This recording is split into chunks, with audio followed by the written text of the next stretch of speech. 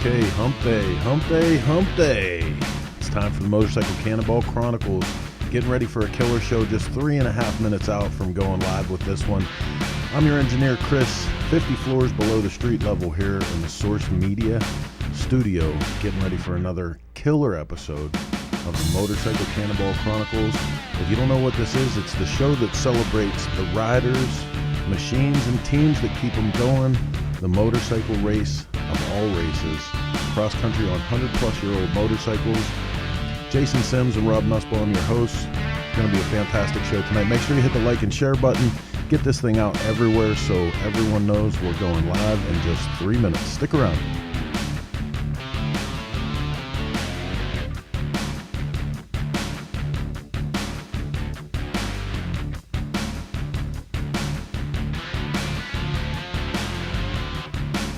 Look at all these great names here. Bill Redensel, Joe Sparrow in the house, Mary Butts, Team Butts, represent. Good to see all you guys, man. Hey, put your name up. Tell us where you're watching from. If you got a rider number, you're in the Cannonball or the Chase, put that up there too so we can give you a little love on the show. Always good to see all of our Cannonball family here. Wednesday, we made it around the calendar to another week. Another great show coming up. Just 2.5 minutes and we're going live.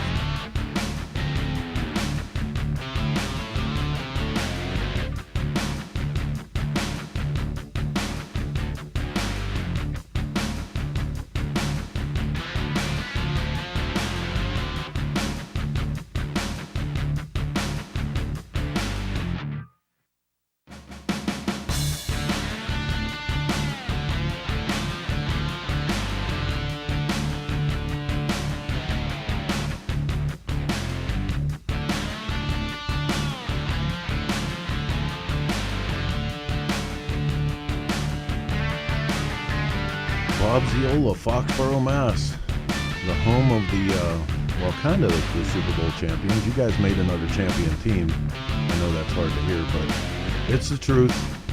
Daryl Huxell in the house, Rochester, Minnesota. Rider number 96, Richard Campbell. Good to see you, man. Great show lined up tonight. We're just 1.5 minutes out. It's going to go quick. Chris Noe in the house, Lisa Landers, Mike Draco, David Klum. Got to take a big breath to get through everybody here tonight. Canada in the house. Always good to see people from outside of the country, and we can thank our friends over at Choppertown for helping us out with that one. They get this show out all over the world, and we appreciate them and appreciate all the support. Going live in just a minute. Get ready for this week's installment of the Motorcycle Cannonball Chronicles.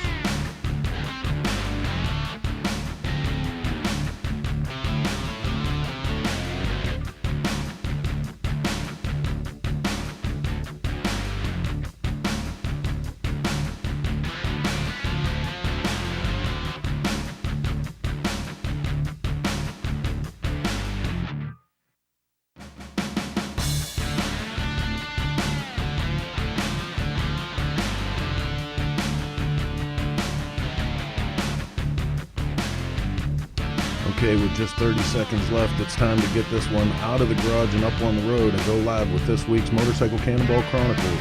Here we go.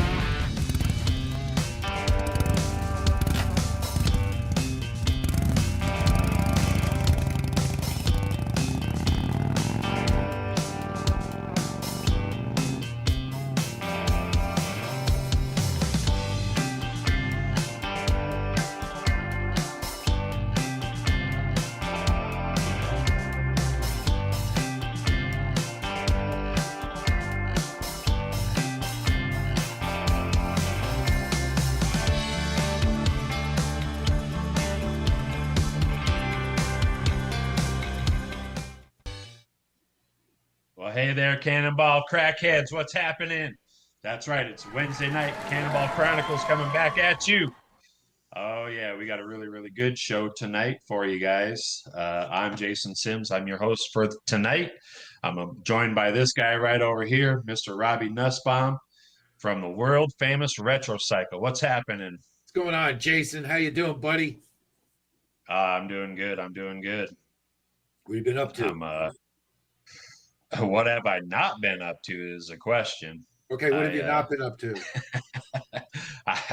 I've been working 22 hours a day lately.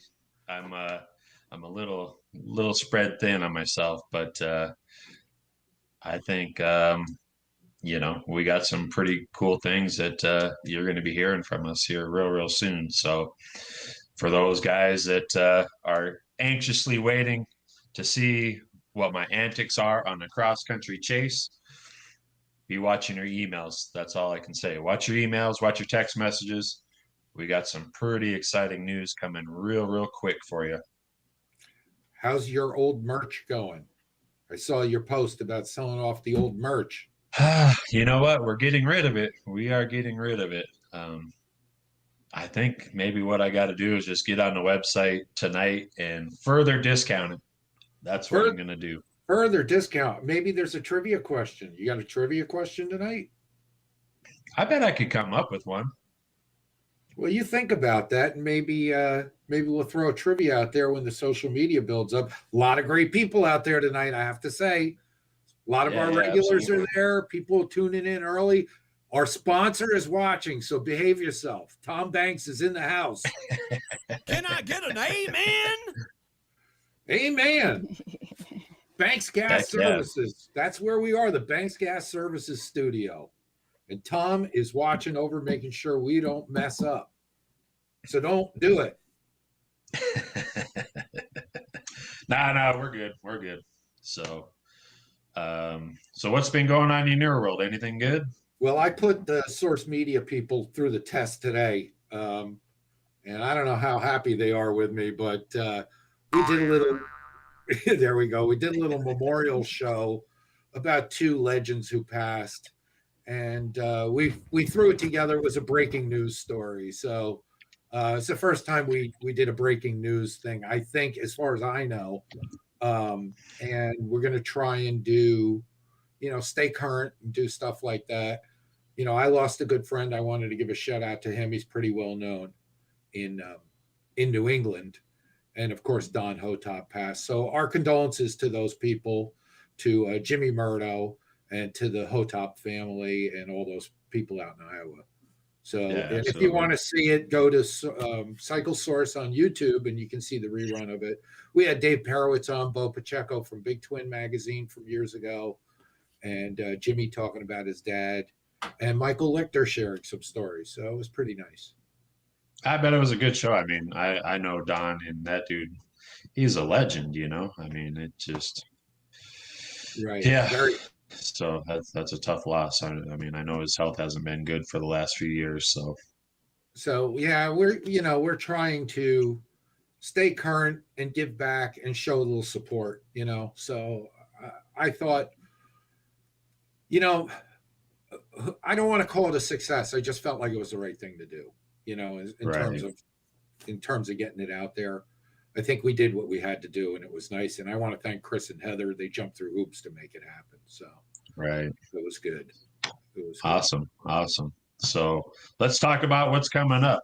So I know tomorrow, I can't really remember the name of it right off the top of my head, but there is an antique motorcycle swap meet in Fremont, Nebraska.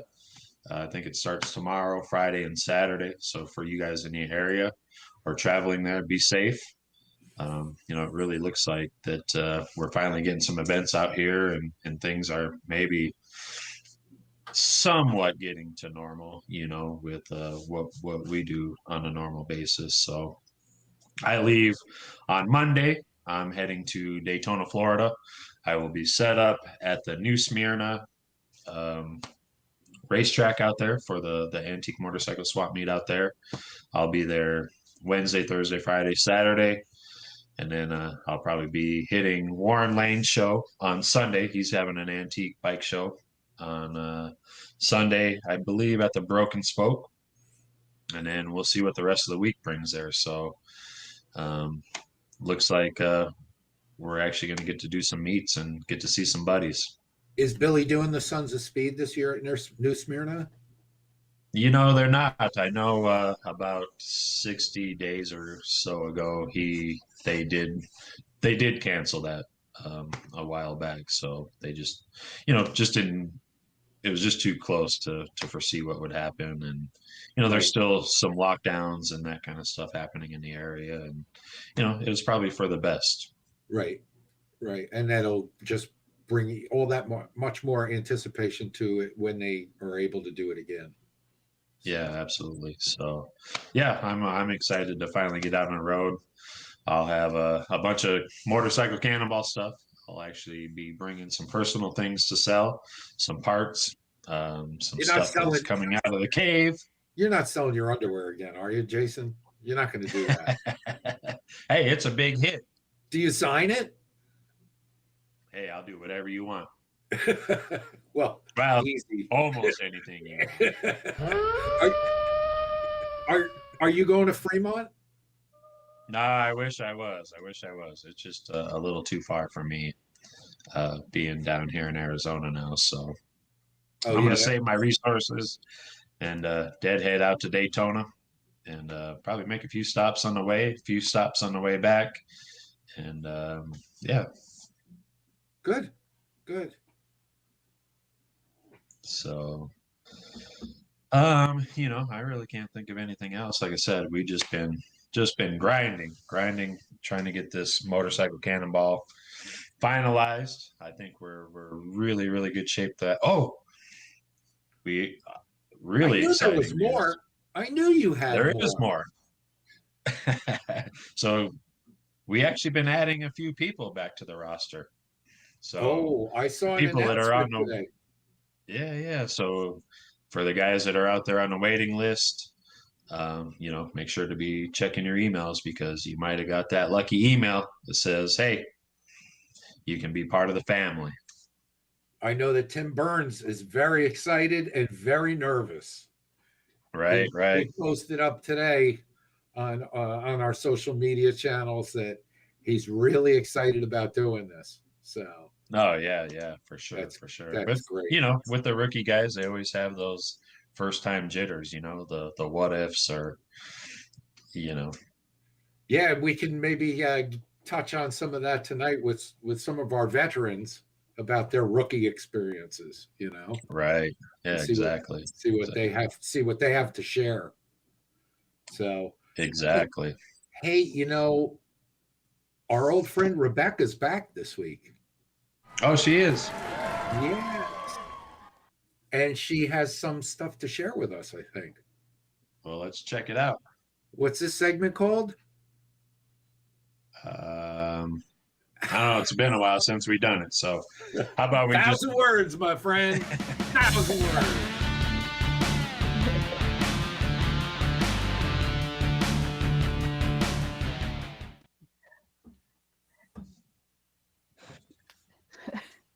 Hey, y'all. Caught me. My eye was itching. I hear nothing. Because, you know, now that everything thawed out down here in Texas, you know, the allergies are back. Didn't take long. And I almost turned my air conditioner on today. I'm making myself not do it because it's February, dang it. But, yeah. So, anyway, how is everybody? We're doing good. You can't hear me. I don't. Let's see. Let's see. I don't know what's going on. I can hear you loud and clear. Are you there? You can hear me? Okay. I just saw that Rob can't hear me. I'm okay. Just me and you, I guess. Let me just keep talking then. I'm thinking, oh my gosh, did I hit a button I wasn't supposed to hit? I'm supposed to know all this stuff. Oh, okay. So this week, I have a video from 2014, and it's not about Scott. I don't have a lot of video of Scott riding, which I feel really bad about, but it just happened that way. So in lieu of having footage of Scott, I went through some of my 2014 stuff and I thought, you know, I just need to share something that's kind of a little bit more on the artistic side. And there's one particular team that I just love watching. It's watching them work on that bike is like watching a ballet in a lot of ways. They don't talk much, like rarely ever do they talk. They just keep working. There's 3 of them. They've been on every single Cannonball. That same bike has been on every single Cannonball. So all the Cannonball people know who I'm talking about already. Oh yeah. It's just it's beautiful to watch them working, and they never stop. The processes that they go through and the things that they do with that bike never stop. They're just, even early in the mornings when one of the guys is getting ready to ride out that morning, his hands are constantly moving, touching each part of the bike to check to make sure the bolts are tight and the adjustments are exactly how they wanted them to be. And so I guess without any further ado, I guess we can play the video so you guys can see what I'm talking about. Let's check it out.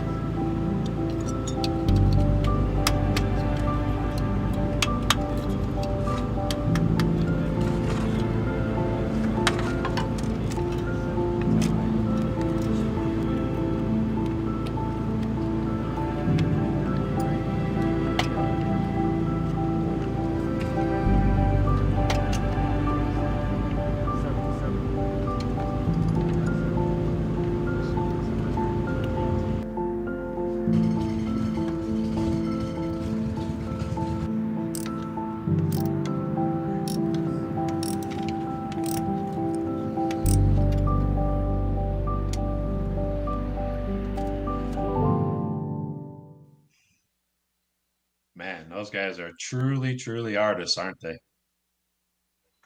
They really are. I believe that. I really do. I have to limit myself. I'm okay. I'm kind of telling on myself here to the boss.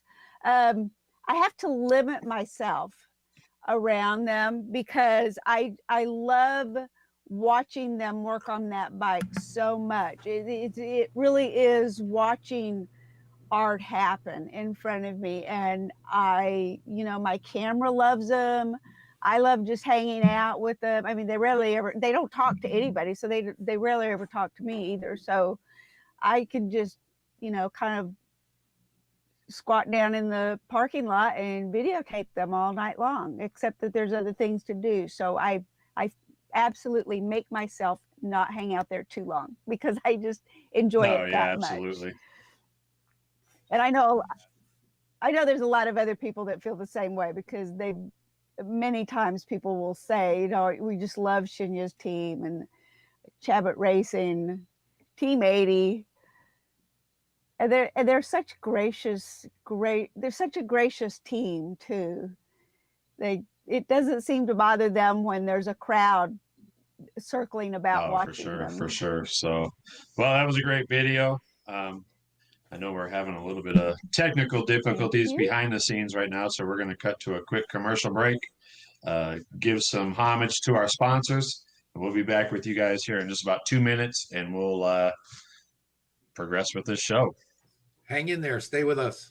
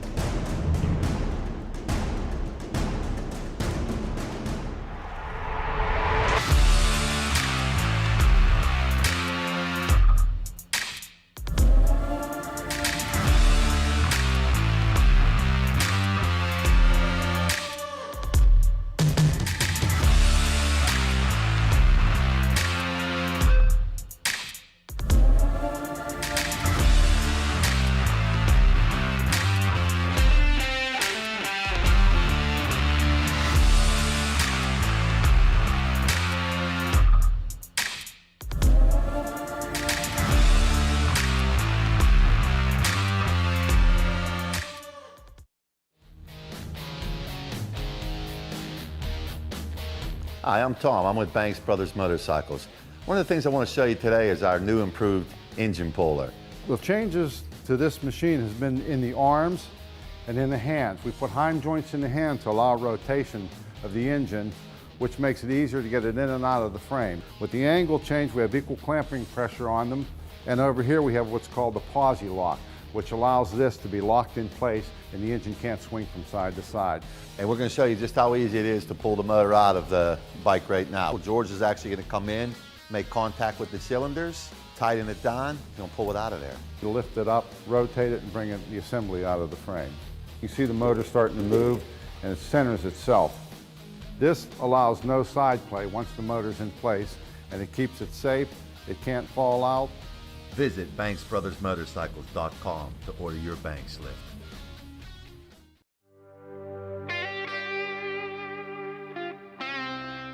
I guess it was about 1958 or so. I was 13 years old.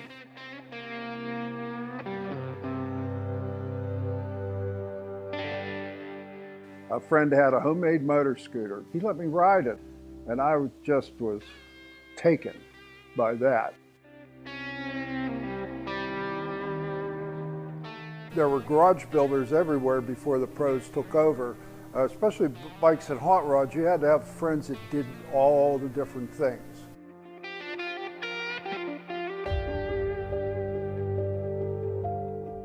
There's nothing in a Harley showroom I want, but if you tell me about a box, some boxes in the shed, man, I'll beat you there, you know. And then it was that fun and that personal pride that you took a basket case and you made something out of it. You know, anybody can go buy one of those, but you got to build one of these. And that's the difference.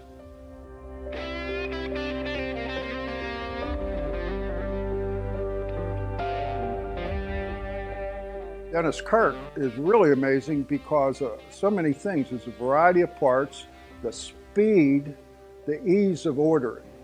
You know, you pick up the phone and just whip out a part number and it's in your shop in a day or two. I'm Ed Fish, and I'm from Sharon, Pennsylvania, and I'm a Dennis Kirk garage builder.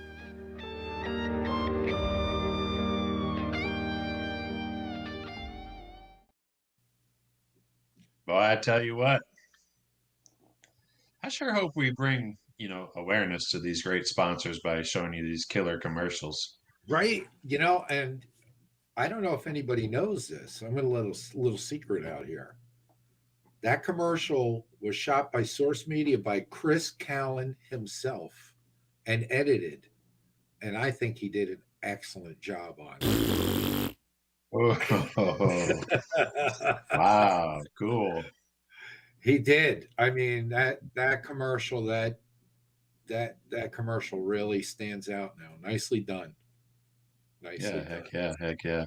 And you can never what about argue that with the bank bank slip? lift. You can never argue with the bank lift, right? I'm What are telling you you. pushing around? I sure now hope with- they sell a ton of those things because, man, it's the best product I've got in my shop right now. What are you pushing around on your banks lift lately? I've actually got a 1921, no, actually 1922 F motor. Nice. And you just push it around the shop, right? I do, yeah. Thinking, someday I'll find a frame for this. So if you're Let me out see, there does it listening fit and you this? got a 1922 frame, hit me up. Yep. Contact me and I'll get in touch with Jason. So, Oh yeah. heck yeah. Well, dude, we have a freaking killer guest tonight, or I should say guests. Man, I've been waiting for these guys to come onto the show. They are great. I love these guys. They are why I miss South Dakota right now. Let's check with this. Let's check with the sidecar first. Rebecca, how excited are you about these guests? Oh, I love these guests. They are two of the sweetest people on this earth. And for them to be Cannonball people, I mean, how can you beat that? Absolutely. You just can't. Absolutely. Jason, well, let's bring it to them. Let's meet the riders.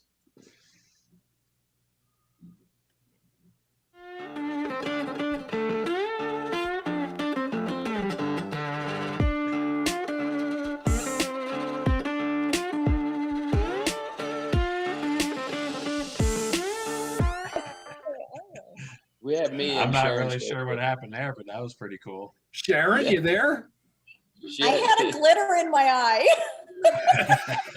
The glitterati. Yes. Glitter in her eye. I think it was salt from her margarita. That's probably what it was. Burning her eye. Right. How are you guys, man? So honored and pleased to be on your show tonight. Oh, we're glad to have you on the show. You kidding me? And who are you now? I'm Sharon. This is Scott. This is my sidekick. What are you sharing? Nothing. I don't know. It depends on the questions you ask. We'll see. We have no secrets. Heck yeah. So for you guys that don't know, we are joined tonight by Scott and Sharon Jacobs. They are now residing in the great town of Deadwood, South Dakota.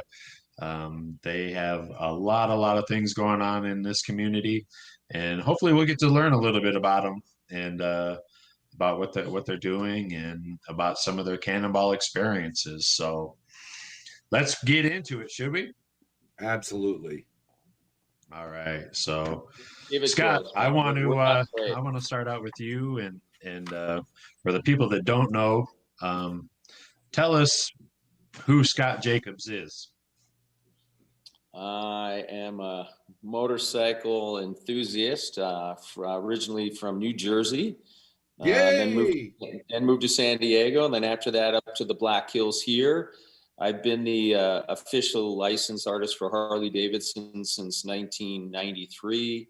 I started their fine art program, which still exists around the world. And I've been a professional artist, a drummer for a long time. Well, let's touch on the licensed Harley dealer part of it. Let's talk a little bit about how you got into that and what that really entails. Well, it happened. I got licensed back in 1993. I had started doing some paintings of Harley Davidsons. It was actually a good friend of mine suggested. He goes, because I had been painting celebrities' portraits for years, and there's not a lot of market for limited edition prints of those type of images. So I was on the phone with Ron Koppel, who's still one of our sales guys, almost 30 years later. He suggested, he goes, Harleys are really popular. I was in, I think it was Topanga Canyon, I was at the rock shop, and there's Harleys everywhere. And he said, maybe you should do Harleys. So it's like, that might be a good idea. So I started doing that in 1993 and brought them to Art Expo in New York and also Art Expo in Los Angeles. And it got recognized by the people that basically are the, I guess we'd call the licensing arm of Harley Davidson, who told me I can't do what I'm doing. And I was like, well, why not? And they said to me that because you're not licensed. And I said, well, how do I get licensed? And they said, well, we don't license artwork because we'd have to have a new license for every piece of art you did. And I said, well, why can't we just have a blanket license so that I can do one piece after another? They didn't want to hear anything about it. And so the next show that I did, that same licensing arm came to my show. And I can't remember if LA was first or New York was first, but one of those two cities. But this time the Beanstalk Group had a guy named Jeff Bluestein with them. And he was the chairman of the board of Harley Davidson at the time. And they said, is this the guy you've been talking about? His stuff's really nice. Why don't we work something out? So they worked out a licensing agreement. And I guess it's been a long, long time, almost 30 years. And I think it was about 45 to 90 days later, I became licensed. I remember going to the mailbox every day, waiting for this license that I thought was going to be coming. And sure enough, one day that license was in there and I became the first licensed artist for Harley Davidson. And basically what that means is that Harley Davidson gives me to pay them royalty. Yeah, I get to pay them royalties. No, but they, God, I do these pieces and then they put me in contact with a lot of companies that need imagery for products, whether it's for, collector plates or pocket watches or puzzles or limited edition prints or posters and things like that. And they tell me what I can't do. Huh? Say it again. Is it truly a symbiotic relationship you have with them, or is it's strictly just send us? It's been good. There's been issues over the years, and the issues that I had over the years was when you had people that were the people that had to approve or disapprove my imagery that I would send in, and these people were people that knew nothing about motorcycling. I remember having one image that was rejected because of the little bag that was tied underneath the headlight. And then another time where I had the bike up on a rock in Joshua Tree State Park, and they rejected the image for a limited edition print because you could see a little bit of the undercarriage of the bike. And they said that the undercarriage wasn't, how they worded it. I'm trying to remember now. Wasn't for the consumer to see. Yeah. Which, you laugh at now because you think, well, we've all seen the undercarriage of bikes on Cannonball. Yeah. So, because a little bit of the frame underneath it showed up in the painting, so they wouldn't approve it. But then about 6 months later, that particular image that I painted was on the cover of a calendar. So it made no rhyme or reasons. Made no sense. Overall, Yeah. So overall, yeah. So it's a great place to be. So like every good couple, right? So then when they come back and you tell Sharon this, what's Sharon's reaction? That you mean to being licensed or to an image getting rejected? An image getting rejected. Sharon, what's your reaction? Can you say it on camera? I'm pretty vocal. No, I mean, at the time, well, you'll get a kick out of this. At the time, Scott was working with another publisher. So it's before we had taken over, taking care of all the publishing ourselves. And at that point, being the meek little mouse that I am, he had basically said, you just have to, let it go and I'll take care of it. Basically, don't get involved. And I didn't want her to piss them off. I said, just be quiet. I'll deal with this. Scott's way nicer than I am. And it worked out. I mean, you got to pick your battles. Yeah. And Good cop, bad cop. It was a symbiotic relationship for almost 30 years now. We don't hear from them much anymore because we just got to submit something or send something in, and they pretty much give me free reign of what I can do now because they know. They know that I know what they want. And we do have a great respect for the company. And yes, I do get involved now. This was a long time ago, and at the time I was raising our daughters, so I wasn't as involved in the company as I am now, or have been. Yeah. And so does that answer your question? Yeah. How does your team number 93 enter into this equation somehow? Number 93 was the year I got licensed by Harley Davidson, and that was such a pivotal part of my career. That was a huge thing to happen to me. It made me well known all over the world as an artist. So I picked that, and Sharon's number is 81, and she picked that because that's when she graduated junior high. I mean, no, college. I meant to go the other way. Whatever. She graduated high school in 81, so that's how she picked her number. I'm kind of curious, going back to the artwork and the licensing part of it. Do you have a number on what you've actually done for Harley Davidson? I mean, is it 1,012 pieces? Is it 3,000 pieces? I would think it was between 500 and 700 pieces. Some of the paintings take 2 to 3 months to produce. I do what I would call a monumental piece a few times a year, which would be a piece that would take me, 6 to 12 weeks to produce. And then I do a lot of smaller pieces. Like today, I just finished a small painting that probably took me about 2 weeks, so yeah, but about my injury and everything, I'm having issues with that right now. So they're taking a lot longer because I'm only working a couple hours a day right now. We'll get into that. Right. We'll get into that in a little while. So how about, does the artwork, is it just artwork, or does it make it to the t-shirts? I'm always kind of curious about that. I mean, do they take your imagery and then use them? Yeah, off the top of my head, just to give you an idea, the images have appeared on, and you can help me too, they've appeared on collector plates, they've appeared on puzzles, pocket watches, collector coins, beer steins, tin signs. I have some of the top selling tin signs in the world, tiles for your house, clothing line through a couple of different companies over the years, which is great because they pull from the archives that I've done of images that I've done, maybe 20 years ago, 25 years ago. So it's nice to see revenue come back in from an image that I painted a long, long time ago, rather than have to produce something new for a new product. Harley Davidson also did beach towels. Oh yeah, forgot about that. Yeah, there's a lot of things. I mean, I'm doing this a long time. There's a lot of things that I've forgotten about, but I try to collect at least 1 or 2 of every single thing that has been produced. But the biggest part of our business would be limited edition prints, whether they're lithographs, giclées, or what they call it, silk screens. And the uniques. Yeah, and the paintings, and then posters. And then we have open edition prints as well, too, on top of that.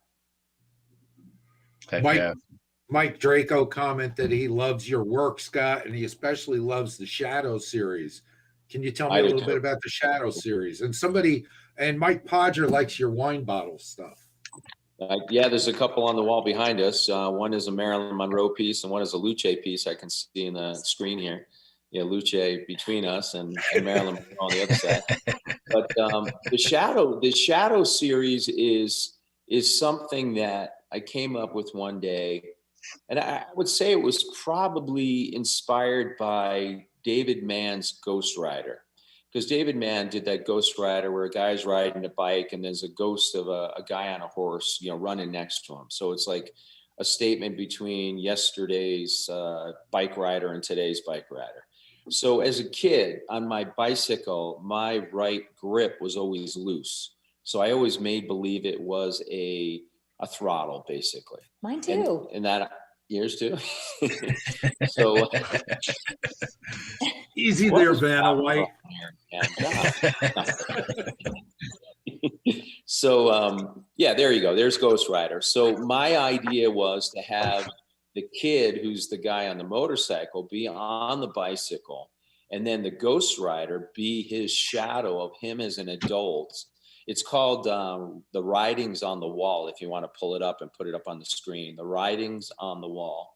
And so there you go. Yeah, he's quick. Oh yeah, you got a couple of them there. Yeah. Yeah, So you can see the little boy there, and he's got, he did exactly what I did, where I had the cards in the spokes, so it made noise, sounded kind of like a motorcycle when you And that rode was down. that like special Schwinn bike or something. Yeah, right? Schwinn bike. Yeah, and that's another one. Stingray. That one there is called "And So It Begins." So here's a little kid with training wheels on his Harley Davidson bicycle, and then his shadow was him on, a chopper as an adult.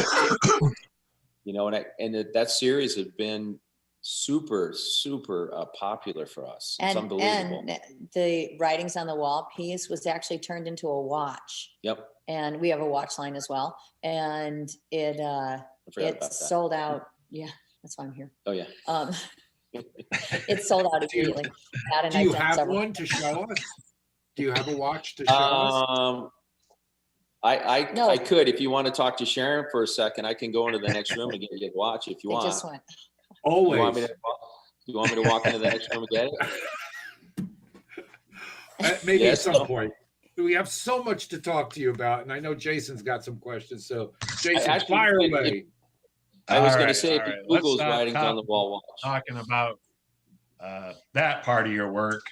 I want to talk about some of the new stuff that you're getting into.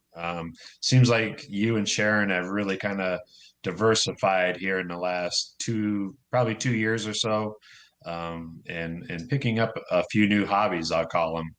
Let's talk about those a little bit. God, kill me. Well, they, I don't even know how it happened, to be honest with you. I don't either. I think it started with Olivia and Let's Jared. blame Olivia. It's Olivia's fault. Oh, neat. So Now, Olivia who's said, Olivia? You can't just say Olivia. Who's Olivia? Olivia is our oldest daughter. Wait, there goes Sharon again. Oh, sorry, she's sorry. getting No, the I'm not dog now. leaving. There's the watch. There you There go. you go. That's Crystal. She's got one crystal blue eye and a brown eye. So that's Sharon's new puppy. I saved So her. the reason I say Olivia and Jared is because Olivia and Jared, there was a beautiful building in downtown Deadwood for sale. And they wanted us to make like an artist colony in that building, where we would have artists stay upstairs in this apartment that we were going to build. And then downstairs would be the publishing company. I went and saw it, a beautiful building, but I didn't really have a lot of confidence in that doing well. So I went and looked at the building. We ended up buying it. And then Sharon was downtown with the city, and we really didn't have an idea what we were going to do with it. So the city was giving us a little input. They were saying that, Deadwood really didn't have a grocery store or a bakery or, a brew house or a brewery. Honestly, it was like everything that we had discussed. Yeah. All the possibilities. And it was, fun. And Scott was thinking, oh, a bar, we'll do this. And he kept saying a restaurant. I said, don't call it a restaurant. I don't want a restaurant. It's too much work because I know where I'm going to be in this. And so I kept saying, we're going to be a bar with bar bites, but a nice bar with bar bites. And it's a restaurant. It's a full-blown restaurant. You've been in there, Jason. So originally it was going to be Jacob's Brew House. So on the original, I guess you would call it, what's it called? What you got from the city, the permit to redo the building. We put Jacob's Brew House and Grocer as the working title of it. So we decided to open up a brew house. It's got a fine bar inside of it. And we were going to have a grocery store. So you could go into the grocery store and you could buy some fine cheese and wine and meats and things like that. Well, and then you could, a grocer. So then you could sit down. A grocery and grocer actually have different definitions, just like a brew house and a brewery have different definitions. So a grocer is a specialty food store versus a grocery that sells, toilet paper and toothpaste and food. And then a brew house is a place in which one sells beer. A brewery is one that brews beer. We have both of those now, or soon. So we bought the one building, and then 2 buildings over, that was for sale. And so we bought that building as well so that we could use it as a staging place to put all the components to rebuild the first building. And then one day, a guy comes up, and I was walking out of the back of that third building, and he goes, "You need the building in between so you can just join them all together and, bust a hole through the walls." And I was like, well, these guys have been in this building for 45 years. I don't think they'd ever sell. But you sent me in. Yeah. So we basically, we went in there and we talked to them, and I said, would you think about selling your building? And they're like, no, we're here 45 years and we're going to basically die in this building. And I said, what if I overpay you for the building? And then their ears perked up. They're like, what do you mean? And well, so it's an accountant and attorney. Yeah. So, and I basically went in when I started. Exactly. And I went in and I was like, well, I said, we have you surrounded. You should just sell us. Surrender. Give us your freaking building. That's real Deadwood stuff right there. We have you That's real surrounded. Deadwood style. Yeah. Well, we needed They needed the building so that we could expand our kitchen, and it's amazing now. And then our newest project is in the third building that we were just using as a storage unit is actually going to be a full brewery. We hired with bar bites. Yeah. No, full restaurant, everything. So we're going to produce about 2,000 barrels of beer out of the new brewery. It's called, the brewery at Jacob's Brew House. We have an amazing brewer. Yeah, Carson Quinn is our brewer. We've got a lot of confidence in him. He's made a lot of great beers for other breweries, and I think it's gonna. I just think it's gonna be amazing. So when you guys are back in town, you got to stop in because it's a cool building. Couple months out. Yeah, just a couple months, and we'll be brewing beer. You guys drink beer? I got a question on that. So we know a lot of those buildings in Deadwood are very old buildings. Can you give us an idea of what they date, how far back they go? The first one. The first building where the building that you're showing now, the brew house building, that's from 1895. And then the two buildings that we own on Main Street, those are from 1876. No. Wow.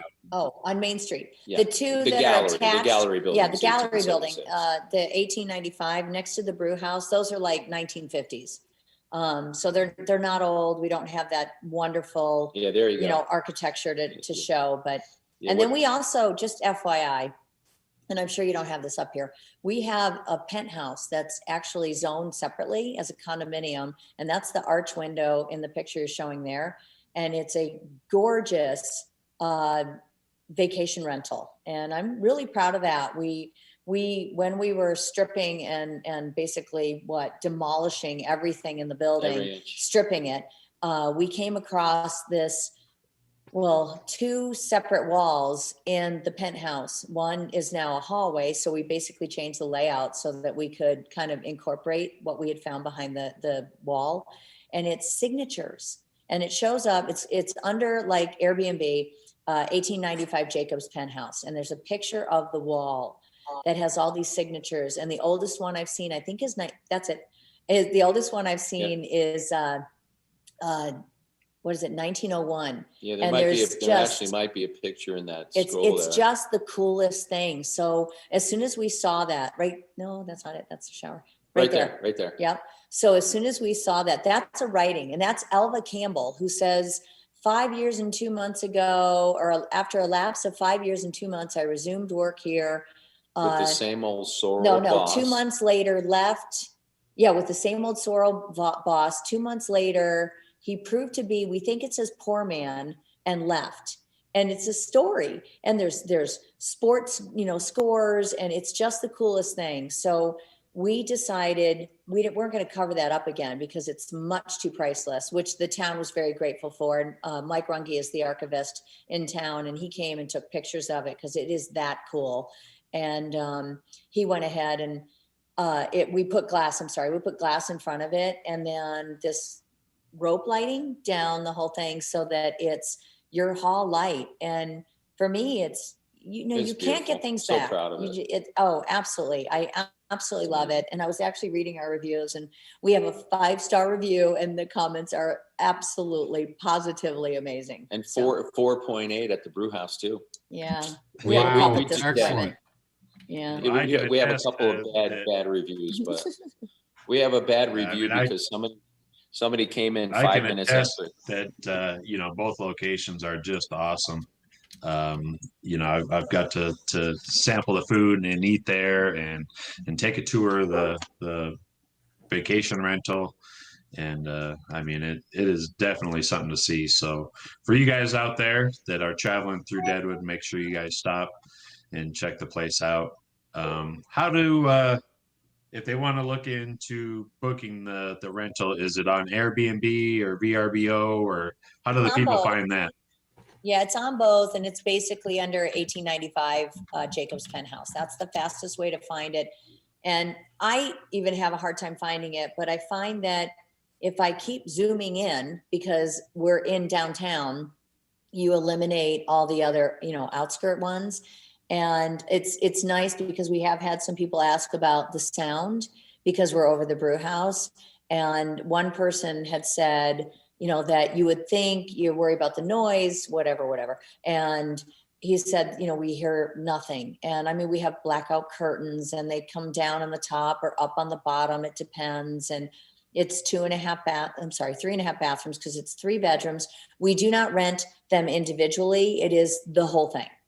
You just get if you want 1 bedroom, which we've rented many times, you still get the whole apartment. And I basically pretty much planned for everything. If somebody wanted to come and bake a cake, there's enough stuff there that you could do that. Yeah. So, and we'll bring you food from the brew house upstairs. We'll stock the bar up there if you want with wine and everything. It's an amazing location for somebody that's coming up for the rally and wants to stay in downtown Deadwood. Everything is right across the street. It's quiet. We got plenty of parking in the back. So it's the perfect space. I've never even stayed up there yet because we keep renting it. Yeah. Which is good thing. Our daughter stayed there, that Olivia girl. Yeah, that Olivia girl who came She up with the stayed there. idea. Thanks, Olivia. Yeah. Mike Draco has chimed in again. He says, let's back up a little bit. What about Sharon? Who's Sharon? How did you guys meet? This one right here. Yeah. How do we meet? Geez. 1,000 years ago. Her aunt worked at my high school, and her aunt I was good friends with. And then Sharon came into town. I don't know what year it was, maybe 1981 or something like that, Yeah. around that same year as her Cannonball number. Yeah, which has nothing to do with my age. And then she, her aunt asked me if I would show her niece around town. Said that she had just got a job at a local women's store in town. And if you want to go and check her out, go on in there. And my daughter's, her name's Sharon. She's a little blonde girl. Niece. And her niece, yes. And so I went in there and holy crap, I was like, wow, she's hot as hell. I love her. Stop. I fell in love with her immediately, but I was dating Sue Farkas. Oh, wait, Sue's not watching. Is she watching? And so I was dating Sue Farkas. So Sharon and I showed her around town quite a few times. And yeah, no, we hung we out. really didn't go on a date or anything. No. I never kissed her. No. I kissed her on the forehead or cheek. Forehead. No, forehead one time. Forehead once. And then I couldn't get her out of my mind. And I think No, you're missing the very important part. Oh yeah. So he came to pick me up with my Her aunt. favorite This is part. my favorite part.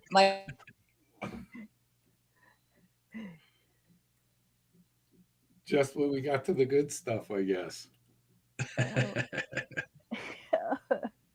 No, we can't. You can't leave us hanging like that. Let's take another break. Maybe we can get them back in. Chris, give us 2 or 3 minutes here. If we got more commercials, or run those commercials again, and maybe we can see we get them back and we get some more great stories out of them and get into the Cannonball segment of the show.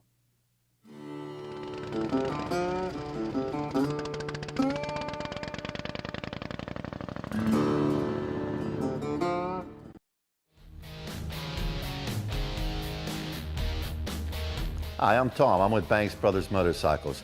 One of the things I want to show you today is our new improved engine puller. The changes to this machine has been in the arms and in the hands. We put hind joints in the hand to allow rotation of the engine, which makes it easier to get it in and out of the frame. With the angle change, we have equal clamping pressure on them. And over here we have what's called the posi lock. which allows this to be locked in place and the engine can't swing from side to side.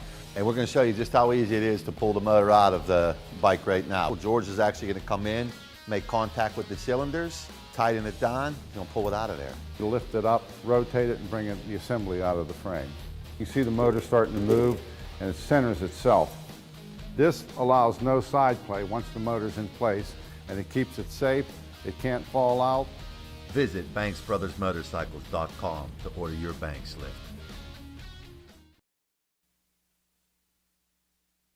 Oh, looks like we're back. Oh, Yeah. I don't know if that was you or us. And I was so disappointed because I didn't get to give my line. Jason totally knows me. Give Sharon 15 seconds. You can finish the punchline to her story that most people missed, I think. I don't know what they heard. Well, basically, after we met and we really didn't go out, and I kissed her on the forehead once. I told her I had a girlfriend. And then one day I'm dropping her off at work and I said, you know, I've got a girlfriend. I'd like to just be friends. And Sharon said, What did Go I ahead. say? no, you can say it because I remember it specifically. No, I kind of turned around and I stood there and then I turned and I looked at him and I said, I have enough friends. And I got out, closed the door, and off I went to work. So, and then 14 months later, he came out and found me, and we've been together ever since. And that was I don't know what year. 83, 83. and we got Yeah. married in 85. So we're really old, and we've been together forever. I kept thinking about her, and finally I called a friend and I said, do you know where Sharon hangs out? And they said, oh, on this day of the week, she's at Dunn's Garage over in whatever town it was. I had a routine. I drove to Dunn's Garage and I walked in and I saw her out of the corner of my eye sitting at the bar with her good friend. And I walked up to her and basically told her that I'd been thinking about her. And I said, would you like to go to New York with me tomorrow? I'm delivering some artwork. I need some help with words. And so, like she said, we've been together ever since. We've been married 36 years now, together almost 40. Wow. That's great. Yeah. Chris Simmons just tuned in. One of your honeymooners just tuned in. She said to say hi. Hey, Chris, how you doing? Love you. So all right. Well, let's get into quit Cannonball. talking about work relationships. Yeah. Let's talk about some motorcycle relationships now. Yeah. I want to get The fun into part. talking motorcycles. So I know you guys are great vintage antique motorcycle collectors. Let's talk about how you really got into it and when you got into it. Well, it's Chris's fault, Yeah. actually. I was like, It's appropriate good that Chris is on here now, because in 2010, I love Chris and Pat. They're, I don't get to see them much, but I think they're amazing souls.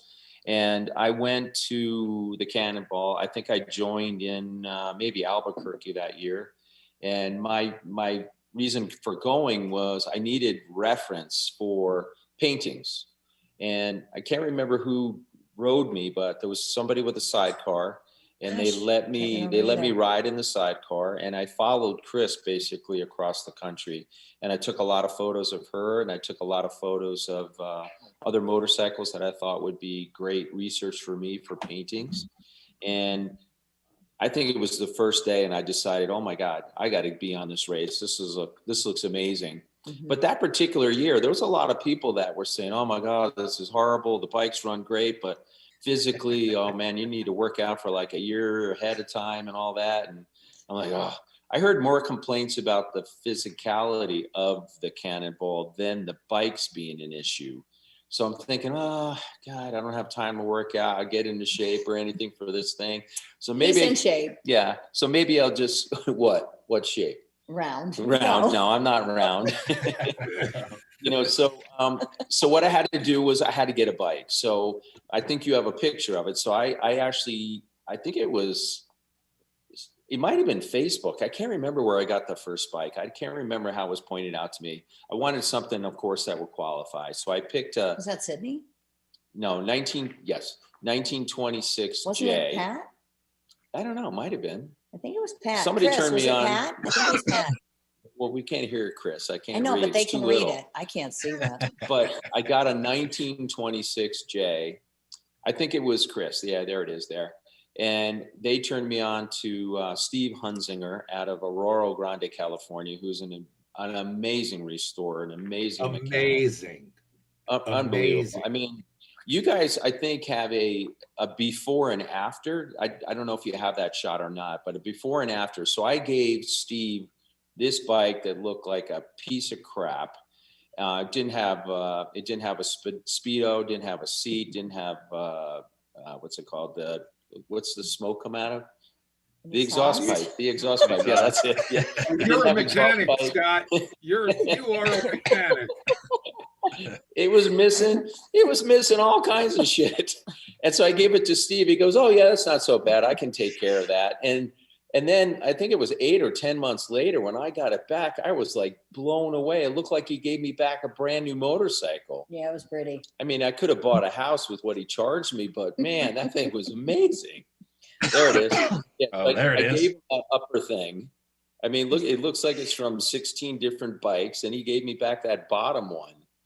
I was like, wow. And then, of course, I never rode an old bike before. So I heard about those foot clutches and, the thing, what are those things on the tank called? Suicide shafts. Yeah, stick shifts. Yeah, that's it. Yeah. I didn't even know. I stalled that thing out. I didn't even know how many times that first day. Yeah, I like did way better. every 10 feet. And I pushed it 9 of the 10 feet most of the time. And so he took me out riding, and we rode around Aurora Grande, and that was, I wouldn't say fun. Oh my God. I was so tired because, I had, have to kick those things. Because he's in the shape of round. Shut up. I'm not. You want to see my 6-pack? Hold on. I'll get you some beer. Hey, look at that photo. I didn't even give you guys that photo. That's a cool one. Oh, I like that. That's Sharon and I. But anyway, tell us about this photo. We'll come back to you learning how to ride the bike.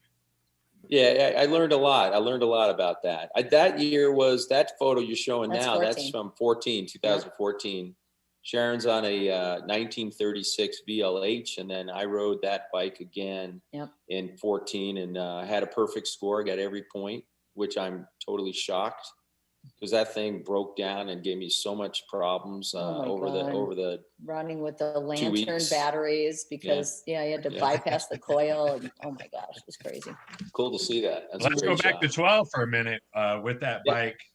I want to learn how you learn to ride it. Not necessarily learn how to, but how quick to the event that you were doing this. Yeah, how much preparation did you have once you actually got that motorcycle? It's I didn't have a lot of time, to be honest, because with my art career, I normally travel around the world every few weeks. And so I wasn't home a lot prior to the race. I was trying to get all my commitments with my, my art career out of the way. But you rode a lot. You were very diligent. Maybe 100 miles. Yeah. I got it down. And what worked really great with the clutch, with the foot clutch? What I had Steve do is he put a bigger spring in it. So I actually, instead of doing like toe to go, like Chris would tell me, toe to go, he'll whatever, I forget Chris, whatever she taught me, but toe to go, that's how I remembered it, so when I push the toe down, the bike goes forward. And so what I had him do is he put a bigger spring in for me so I could actually treat it more like a hand clutch. So I used the back of the rocker of the clutch, and I used the ball of my foot. So I just pushed that up and down rather than rock my foot. And that was so much easier for me. And I had no issues. Once I did that, I had no issues stalling that bike out ever. It always worked fine. Yeah, he did good. He did really good. It felt more natural. He's making it sound like it was difficult, but I mean, it was difficult. And she wasn't doing it. She has no idea. No, but you did really well. And then, I learned both ways. Yeah. So you guys are making me homesick. Okay. I know. You're making me homesick. You're making me homesick for Cannonball. There's nobody here to tell me how everything's right. Me and Scott. That was awesome. Oh, so Jason, while you're on here now, can I ask you can we get on your wait list? Yeah, absolutely. Well, because I don't want to give up my number. So does somebody have Sharon? Does somebody have my number and Sharon's number? or do we get grandfathered No, we've in? saved it for you because we know you're coming back. Yeah, you And know, I got me and my girls. Our daughters want to do it too, Olivia and Alexa, and we have plenty of bikes to qualify. So Just depends on the Right. year. yeah, So, you know, I have to tell you though that so Scott did the 2010 to go and shoot, and he fell in love with it. So when he decided to do it in 12, I thought it would be kind of cool to go and do it with him, but more as like a staffer. And so I rode a 2010 Sportster 48, and it was hysterical. Dogs. Because I love that bike. That bike's got some power. And I would leave like 2 hours after him, and I would just go. And a lot of the pictures, like the one that you had shown with the two girls, those are our daughters. And they actually met us in Sturgis. We left their bikes here after rally, and then Cannonball was the next month. And Scott and I took off, and we went, and it was, you know, it came to Sturgis. And so that's where they picked up, and they rode basically with me, because there was one person, there were probably more, that were whining, saying that, you know, I was helping Scott. I'm like, no, I'm not helping Scott. You do not want me working on your motorcycle. And I remember saying to Lonnie, God love him, that, you know, I'm like, Lonnie, do you want to check my bags? I said, I don't have parts. I have nothing in here for him.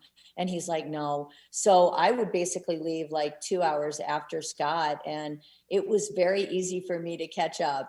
And I'd be flying through Iowa at 100 miles an hour, kind of thinking, you know, knowing me, if a little rabbit runs out in front, I am going to do whatever I can to stop and hit this, or not hit this rabbit. And they're going to like grind my body up while they're turning over corn. And that's when they'll find me, because it was just, oh God, it was just so amazing. And then that was after that, he goes, so what do you think? Do you want to do it next year or next time? Because it's every 2 years. And I was like, oh, absolutely. So that's when I got the 36, and it is terrifying to learn how to ride those. But once you do, it's more terrifying to get back onto a new bike and then go, okay, wait. Oh, wait. Yeah, we readjust. We bought two 36s, and then one of them was fully restored by Ziggy D, who was our mechanic for two of the Cannonballs for 14 and 16. Yep. And the one was just such an amazing 36 4-speed. And then we had it in our living room. So we gave her the one that was more of a beater, the beater one. Yeah. So that's the one she raced. We kept the other one.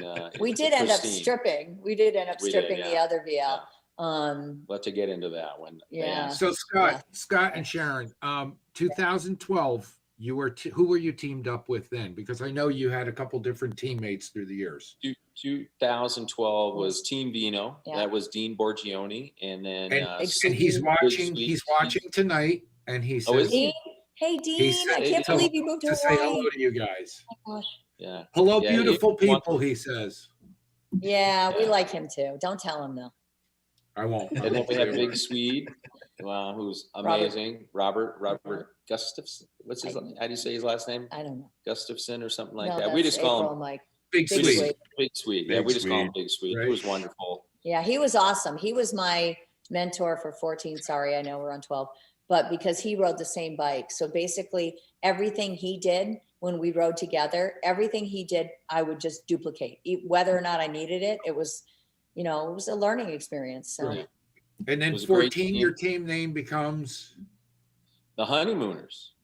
And you are teamed up with? No. 14. No, we were Team Bino still in 14. Yeah, 16. But it was Sharon and I and Big Swede and Dean in 14. And then 16. Dean killed it. I mean, I know there was a lot of controversy in 14, and no, he deserved I think it. Dean had somebody drag him up a hill for a half a mile or something, and in my opinion, he won that race in 14. Well, sorry, he got his revenge. Let's talk about the team names. We'll get back to that stuff. What did it? Sure. So your next team name is your team is the Honeymooners. 2016 is the Honeymooners, and that was with Chris and Pat Simmons, and our mechanic was Ziggy D out of there's our shirt. Yep. And so number 81 was Sharon, number 89 was Chris, 93 was myself, and then Pat was 100. Yeah. What do we have? Wait, Frankie, Effie, Sydney and Vinny. Yeah. Yep. We had names for all the bikes, and that was a great team too. And as you know, I only raced a day and a half of that year. So that was a fun race. Yeah. God, the dog just farted under my chair. Nobody knew that. I know you guys can't tell, but oh my God. Thank God it's not smell-o-vision. Sorry. Sharon, I was seeing, she must have COVID because she can't smell it. Don't So as soon as you come to, what bikes did you ride in the different events? So you didn't ride the same bike in all the Cannonballs. I can hear Rebecca in the background.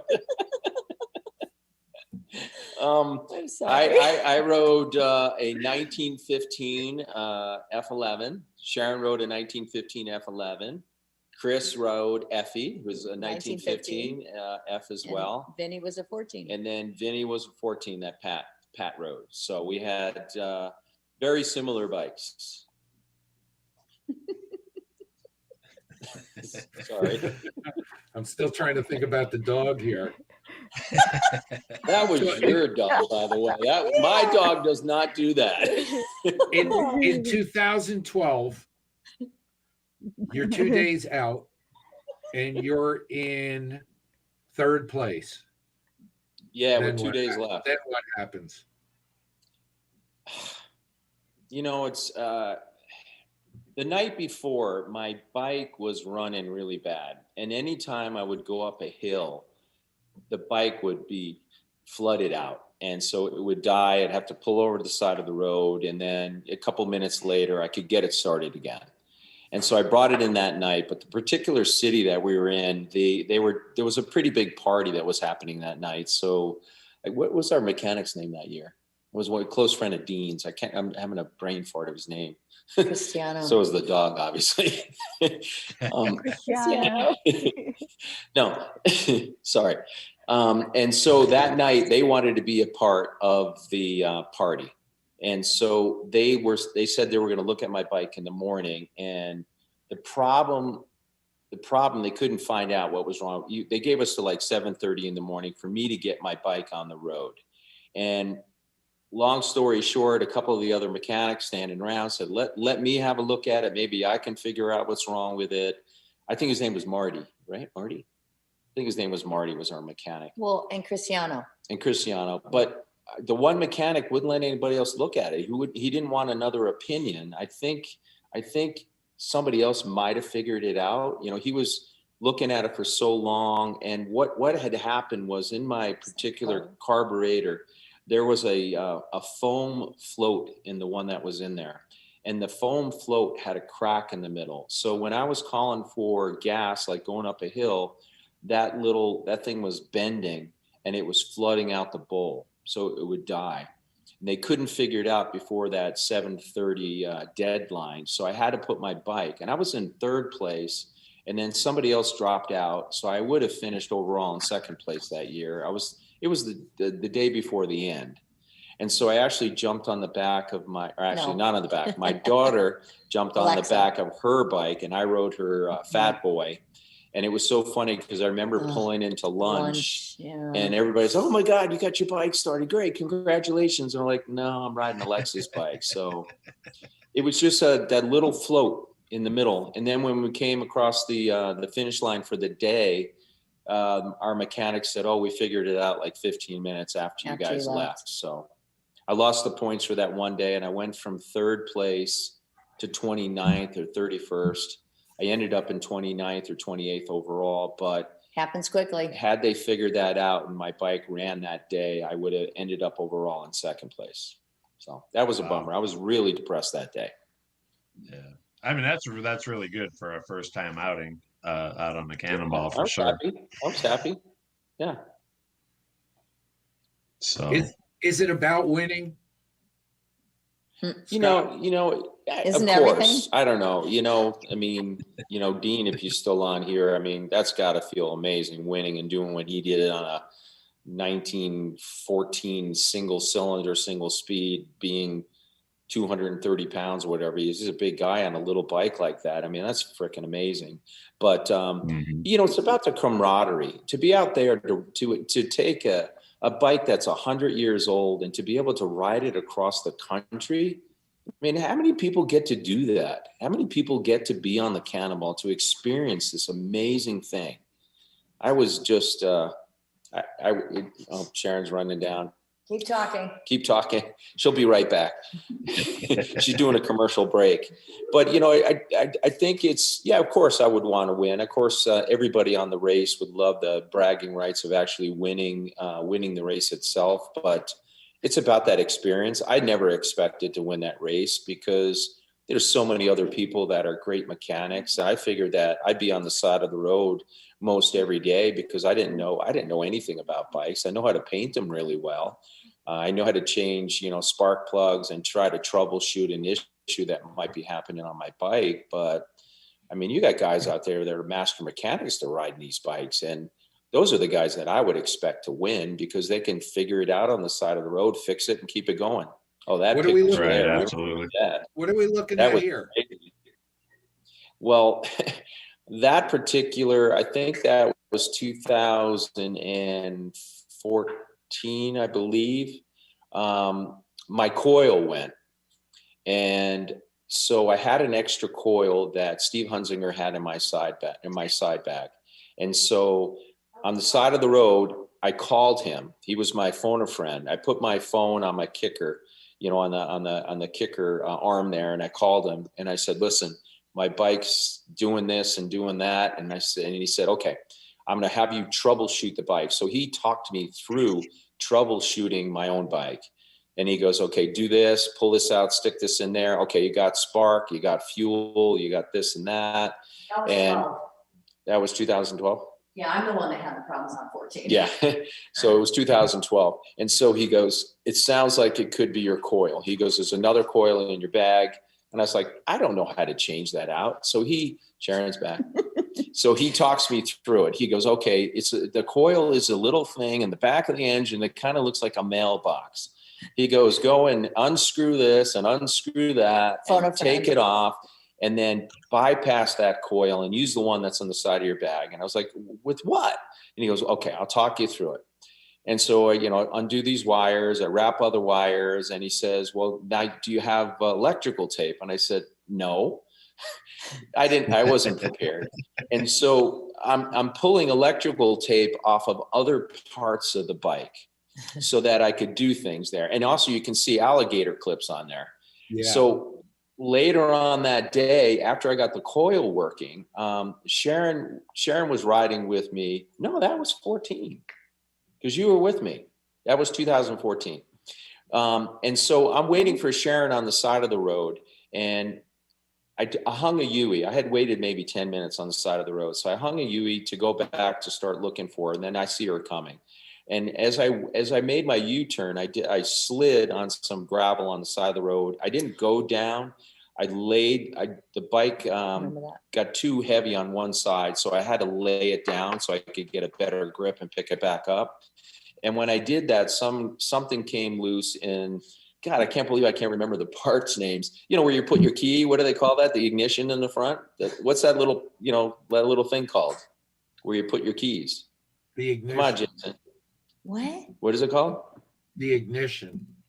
The ignition. No, you said that. Yeah. Okay. It's got two keys in there. So something came loose in there apparently. So I'm on the side of the road. My bike was running amazing. I got that new coil in there and then it doesn't start. So riding up the road is Doug Watke. So Doug Watke pulls over and then he sits down with me and he goes, okay, let's troubleshoot this and troubleshoot that. And he goes, it's your ignition.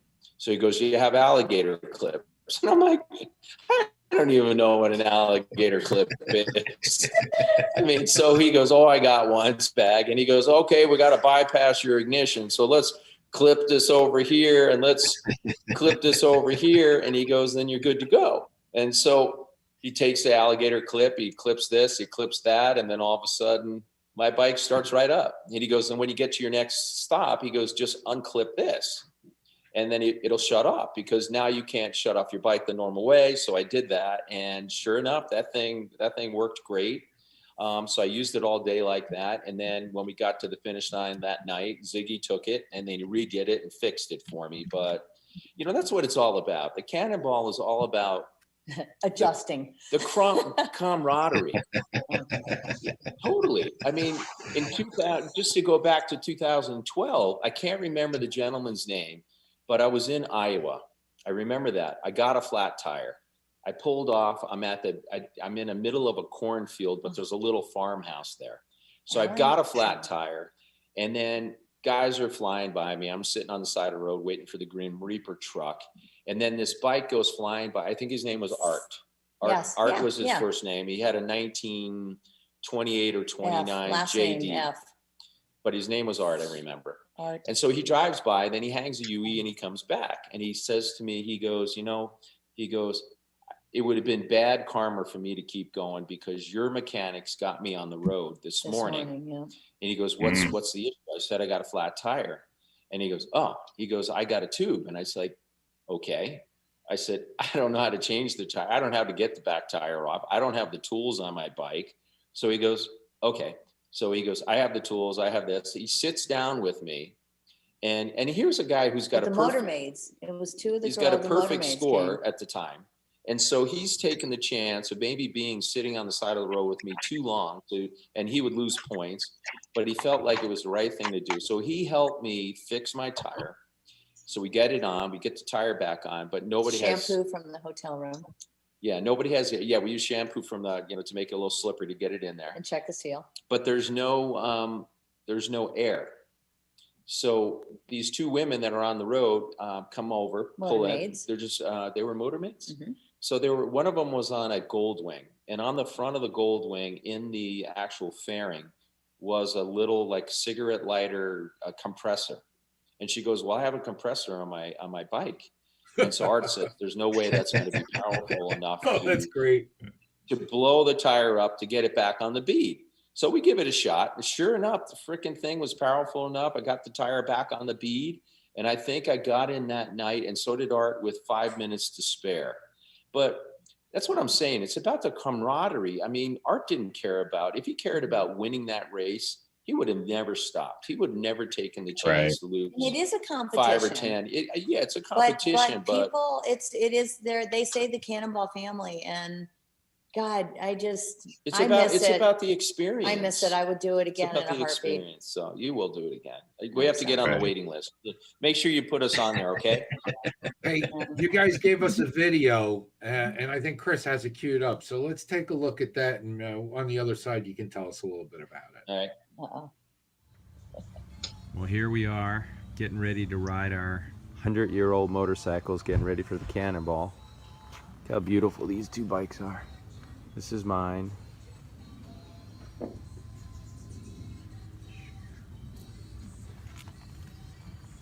It's a 1915 F11. It's our roll chart that we will navigate with.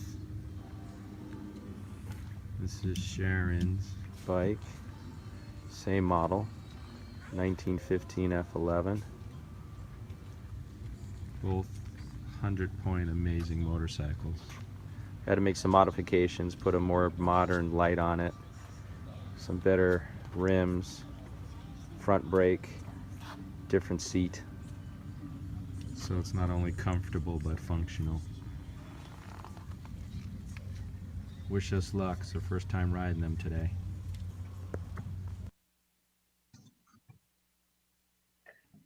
And then we rode them that day, and I stalled it like 15 times within the first half hour.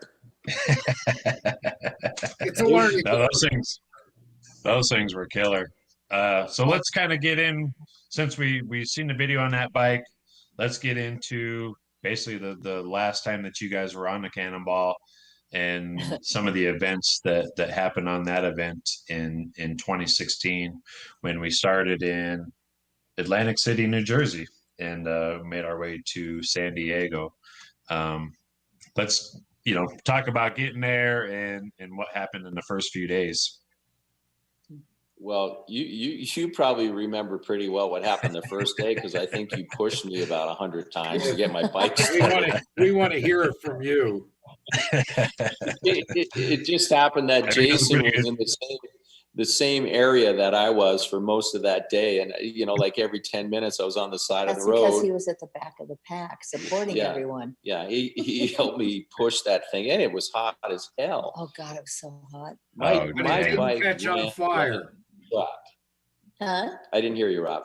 I said, but it didn't catch on fire the first day. No, it that didn't. was 14. Yeah. That was, I'm sorry, just to reiterate, that was my first ride, actually riding the 36. And within, oh my God, what was it, like 10 minutes, there are two bikes in front of us bursting into flames. And That's I'm like, right, yeah. oh, why am I doing this? 2014, like within the first hour or so, we pull up to a stoplight, and then the bike in front of us to the left bursts in flames. And then there's a van next to the bike, and it's like for like the YMCA, a bunch of kids inside and everything. And the driver runs out with a just like hands through fire extinguisher and gets the bike out right there in the middle of the intersection, which was freaking crazy. We're like, what did we get ourselves into on this trip? But to go back anyway, let's get back to Atlantic City. 16. Yeah. Well, in 16, my bike was running terrible all day long. I don't know if it was Sharon's was as well. We were both having a lot of issues, and I don't know truly what they were, but mine kept dying all the time. And then if I'd sit for 5 minutes, it would start up again. I couldn't get it to kick over anymore, so I would run next to it and then pop the clutch to get it going. So luckily, Jason was around a lot of the times, and he helped me push that thing. I mean, you remember that, I'm sure, Jason. You pushed me a ton of time. I do. I pushed you in for the finish line the first day. So I got through. I got a perfect score with help from others. That day, I felt like I was overheated. I felt really sick when I got in that night. So they worked on my bike. And the next day, the second day, got the bike going. Sharon's bike, my bike was running okay. Sharon's bike was running really bad. Really hot. Yeah. I mean, literally, my heads were white with heat. Oof. And oh my God, when I was draining my oil right before I was stopped, and it was just dying, and we stopped to drain the oil because it was just running so hot. And the same cup that I had used, a plastic cup, in all of 14, I had brought with me for 16. And I drained the oil, and within 2 seconds, it had burned a hole through the bottom of the cup, and the oil was all over the ground. And we were in front of somebody's house. It was so hot. Wow. And we were in front of somebody's house, and the guy came out with a coffee can and said, here, try this. So we did that. And I mean, basically, I was praying for downhills, so I could get many miles because I wanted to coast. And that's pretty much where we were on day 2, where I was coasting down a hill, trying to get, a tenth of a mile just so I could be counted. And then Scott was there. We were 4 miles, I think, from our lunch destination. But your bike was running. We were in that gas station. No, it was station, horrible. Remember? No, the entire day it was running horrible. And then 4 miles out, it was done. I was done. And I had taken my helmet off. I know you asked this for Scott, and he'll probably have to finish because I'll probably cry. But he was like, okay, I got to go. And I said, no, go, keep going. I don't care. And so I waited on the side of the road. And who was it? Dave came up. Well, it was like minutes later, my phone's ringing. And, of course I have I don't know what they call it now, but it was, a fanny pack. And I had my phone in there, and I couldn't get my phone out in time. So when I got it out, it was Scott. And my first thought, I don't know, being a mom, my first thought was, why is he calling me when he's riding a motorcycle? And so I called him right back. And and the only thing he says is, I've had an accident. I need an ambulance. And I'm like, I said, where are you? And he's like, I can't be more than 2 miles away. So I just threw my helmet down on the side and literally started running. And I got not very far, but I mean, I was in full gear, chaps, boots, coat, the whole bit. And it was still scaldingly hot. And then Dave and Darlene pulled up and he had the sidecar and he's like, Sharon, what are you doing? And I said, Scott's been in an accident. I have to get to him. And he's like, okay. And Darlene goes, okay, I'm going to get out. I'll go back to your bike and I'll wait. And you go with Dave. And that's what we did. And he drove, and thank God he had a sidecar, because I would have been one of those horrible passengers on the back that is constantly moving, because I was literally standing up in the sidecar trying to see where my husband was. And we came up on him, and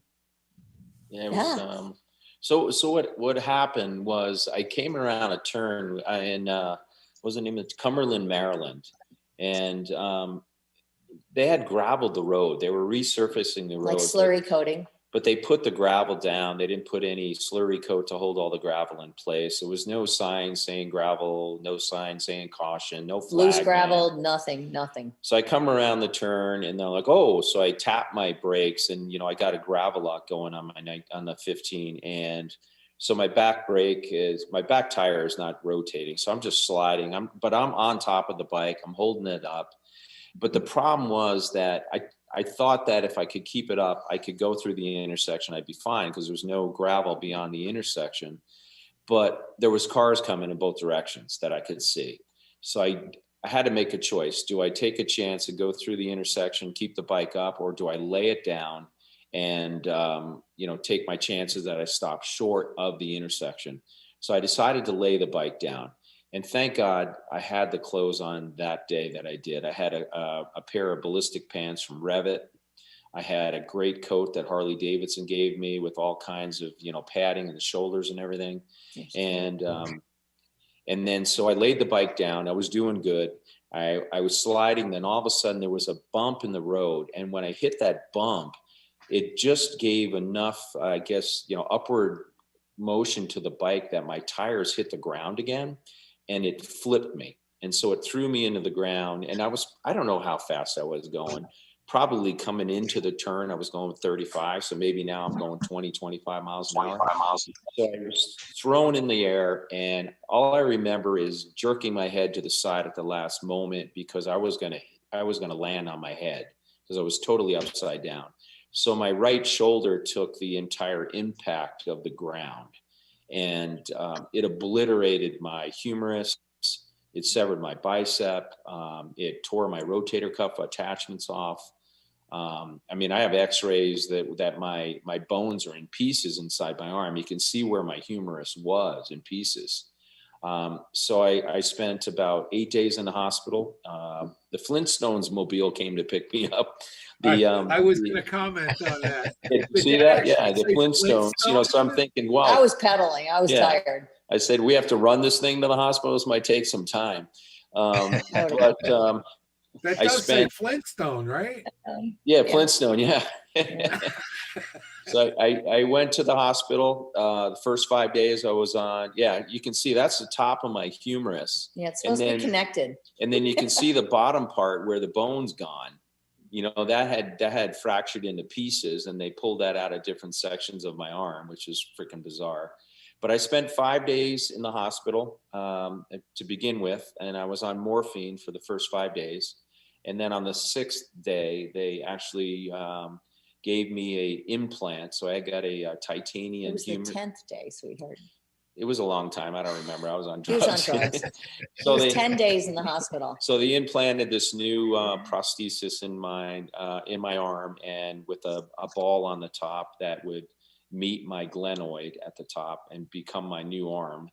And then recently, just nine weeks ago, I just had a revision of the prosthesis because the actual one that they put in my arm and shoulder wore my glenoid like flat, so that I would be painting and then my arm would all of a sudden drop because there was no way to keep it in place. It would slide behind. Yeah, it would slide behind my humerus. So it kept moving around all over the place. So now I have a new, yeah, that was great. The bruising. So now I have a new titanium rod in there that has a half ball on the top and then a ball that's screwed into the glenoid so it can't move anymore.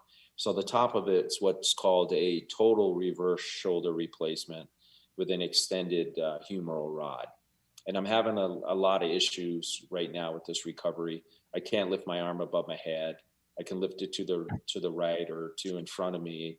I'm in a lot of nerve pain and all that, which really freaking me out because it's really hard to paint. You know, I'm a little depressed about it. And that's another reason that we opened up the brewery and everything, because I wanted something to fall back on just in case I don't recover from this thing. You know, and at the time I didn't think I hurt myself that bad, but I really screwed myself up. That's a scary situation to put yourself into, man. But I understand that you have some kind of unusual insurance policy. I do. I bought a believe it or not, a $7 million policy on my arm back in the 80s. And I think it's like $261 a month for the last, 25, 30 years when I bought it. And if I was totally disabled, I would get to 7 million. But since I can still work a little bit to some extent, I get a monthly payment until I recover. And I don't know if I'll ever recover from this fully, but I'm still glad I went on it. I have no regrets. I think I made the right decision that day to lay the bike down, because there's no guarantee that if I went into that intersection that I wouldn't have been hit by one of those cars. So. Right. And I'm grateful that my bike died on the side of the road, because I probably would not have laid my bike down. And, I think about the possibility that I could have run over my husband, or my husband could have seen me get hit by one of those two cars. Yeah. So there's all kinds of things you have to, sometimes. Sharon stayed in the hospital with me the entire time. She slept in her Cannonball clothes. Yes, I was because everything that we had, we just left the bikes on the side of the road, and our mechanics, everybody picked them up, and they, there was one person that really blew me away. What was the guy that came to the hospital? We had one of the guys that's been on. He was one of the support guys. He actually came back and came to the hospital and visited me here out of everybody. And it was just an amazing, why am I not it was remembering? amazing that he, I'm trying to remember, one of the support guys is an older gentleman that rode a bike, and then he had a flatbed on the side of his motorcycle. Not Gary. Gary. No. Yeah, Gary Haynes. My Haynes. guardian angel from Gary 14. Gary Haynes is freaking amazing. Gary. He Did made he come sure. to the hospital? Yeah, he did. Yeah, he's Did the Gary only one. Text me. Did you come to the hospital? He came to the hospital, and that's pretty amazing. Oh, and then On drugs. The other thing too is our mechanic comes with our Sprinter van. He's carrying our trailer. That day. And he hits a freaking bear. Going back. He hits a black bear on the highway on his way to visit me in the hospital. In the Sprinter van. Smashes the shit out of the front of the Imagine thing. how excited our insurance company was. A Mercedes Sprinter van, a 1915 motorcycle, a human. Unbelievable. So I have no regrets. When you're riding an old motorcycle like that around the country, I mean, there are the risks to it, but I have no regrets. And I'm hoping that our number comes up on that Cannonball list so we can do it again. I might have to do a modification of my handlebars or something, but yeah, I'd love to do it again. He's gonna ride bitch on the back with me. Some of the most amazing experiences that I've ever had have been on that Cannonball, and we still keep in touch with a lot of the people that are on it. They're friends for life. Yeah. Well, look, we're running out of time. There's so much more to talk to you guys about, so maybe we'll bring you back again at another date. But wow. You know what I think we should do next time I'm up in South Dakota, when I'm back at my home there? Yeah. I'll go up to Deadwood, and we'll do a live shot where we can actually see the studio. Oh, yeah. 'Cause they got a really, really great setup there at the studio. A lot of bikes that you can look at. All their Cannonball bikes are there. Just want to have. And it'd make a great show. Perfect. Yeah, and I think another thing you need to touch base on is Sharon's experience in the 2014. what happened with her bike and her. I don't know if you remember, but her brother also passed away while we were on the Cannonball. The day I remember that. Yeah, the day her bike died, her brother died. So that was a very emotional experience for her, but she stuck with it. She knew that her brother would want to have kept her on the Cannonball. He wouldn't have wanted her to give up because he was so proud of me for doing that. You know, so I think that would be a really great experience for people to hear what she went through on that, because that brings tears to my eyes, actually. Yeah, me too. Mm-hmm. It really does. I'm sorry we ran out of time here. I mean, it's just the time flew by, but we definitely going to get you back. And I like the idea of Jason coming up and doing a remote from there. That'd be great. Great. Yeah, that'd be awesome. Well, he's always welcome. Heck yeah. But you guys got to feed me too. You know what I was thinking too? Maybe we can get Dan there too, as well, even though he's not a Cannonball racer, but he's been designing all your shirts and all your artwork too. It might be cool to have Dan sit in on it too. And Dean says he wants to ride with you two again. So yeah, we'll ride with you, man. Anytime. We'd be honored. I will love to get all that oil on me again. It was a great experience. But Dean, you need to you need one of us to win this time, okay? Yeah. It's our turn, man. And you're just going to have to deal with me stopping to put my lip gloss on, Yeah. okay? We've heard of bean oil, so you can next time tell us about Dean oil. Dean oil, yeah, the Dean oil in the bottles that we kept in the van every day. We were the most popular place at the end of the day because Dean brought all this great wine, and we would have it in the back of the cooler. So Dean would break out all his great wine from his place, and we would pass it around. It was a great experience. And I just kept tequila in my flask. Yeah. We didn't drink while we rode though. No. We waited till we got across the line. That is serious. Heck yeah.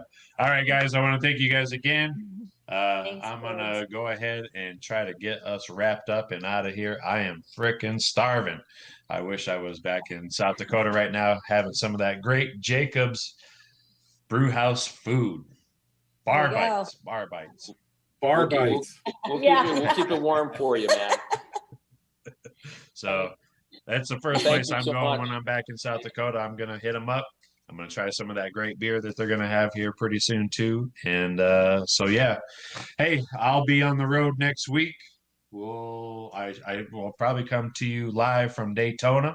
I'm sure Robbie will still be in his little office there in Retrocycle. I'm stuck in New Jersey. You know what? We got a really good show again for you guys next week. Tune in. Tell your friends. Hey, if you didn't get to watch this live, you can always go back. Check us out on our YouTube channel. Check us out on our Facebook channel. Okay. Check us out on Cycle Source and their media channels. Heck, you can go to Chopper Town. You can go everywhere and see this. And so, cool. Bye, everybody. Thanks for tuning in. Thanks, Scott and Bye, Sharon. y'all.